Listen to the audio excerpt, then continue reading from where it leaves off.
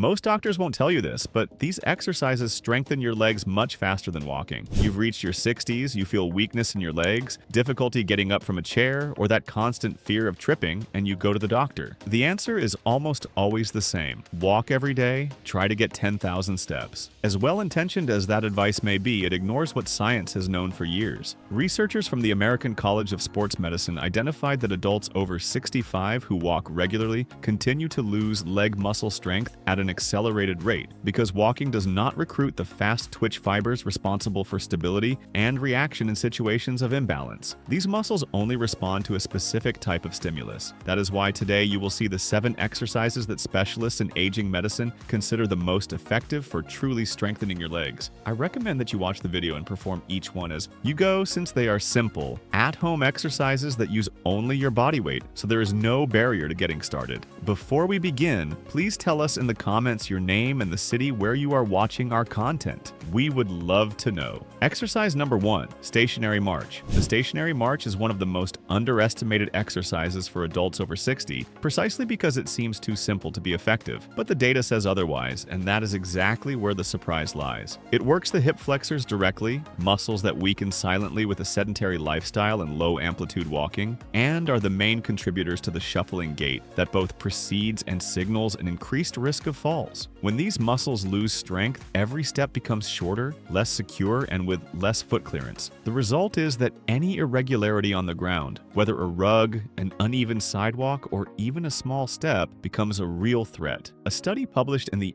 Journal of Aging and Physical Activity showed that adults over 65 who performed knee lift exercises regularly for 8 weeks showed significant improvement in the speed and safety of their gait, as well as a measurable reduction in the risk of tripping. Think about that. 8 weeks. This is not a vague promise of improvement in the distant future. It is a concrete, accessible, and relatively quick result. To perform it correctly, stand up, lightly hold the back of a chair with one or both hands, and lift your knees alternately to hip height, as if you were marching in place. Lower each leg with full control before raising the other. The emphasis here is on the controlled lowering, because it is during this moment with the muscle under tension while lengthening that we call the eccentric phase, and it represents a large portion of the strengthening stimulus. A valuable bonus tip: try to keep your eyes fixed on a point ahead of you instead of looking down while you perform the exercise. This not only improves balance during the movement, but also trains your proprioception, the body's ability to perceive and correct itself in space. This ability is fundamental for preventing falls in daily life and tends to deteriorate with aging when it is not stimulated. The main mistakes to avoid are allowing the trunk to lean toward the side of the rising leg, performing the movement too quickly and losing proper control and muscle recruitment, and placing all your weight on your hands instead of using them only as light balance support. Perform 3 sets of 20 repetitions per leg, with 30 to 60 seconds of rest between sets. As you get stronger, you can progress to 3 sets of 30 repetitions per leg. The main contraindication is acute hip pain or recent surgery on that joint, cases in which the exercise should be cleared by a physical therapist before being started. Exercise number 2, seated leg extension. Seated leg extension is considered by geriatric rehabilitation specialists to be one of the most important exercises for preserving functional independence in older adults. The reason is direct. It isolates and strengthens the quadriceps, the large muscle on the front of the thigh that stabilizes the knee and absorbs the impact of practically every movement we make while standing. Getting up from a chair, climbing a step, maintaining balance while leaning the body forward. All of these movements depend directly on quadriceps strength. And here is the critical point that most people overlook. This muscle begins to lose strength at an accelerated rate after the age of 50, especially in sedentary individuals, and walking alone is not enough to reverse that process. The Journal of Geriatric Physical Therapy published data showing that older adults who performed this exercise 3 times per week for just 8 weeks increased quadriceps strength by 27% and reduced near-fall episodes by 41%. Numbers that place this movement among the most effective within aging medicine. To perform it, sit with your spine slightly reclined in the chair, slowly extend one leg until it is parallel to the floor, and pull your toes toward your shin. That detail, which seems small, activates the quadriceps even more through a co-contraction of the leg muscles, intensifying the work without any additional effort. Hold the position with maximum tension for 3 to 5 seconds and lower the leg by counting internally to 3 before starting the next repetition. repetition. That count during the lowering phase is not optional. It is the element that transforms a simple movement into a real strengthening exercise. The main mistake is releasing the leg quickly on the way down because it is exactly that slow phase, called the eccentric phase, that generates the greatest strength stimulus. Also avoid locking the knee in hyperextension at the top of the movement, which can create unnecessary stress on the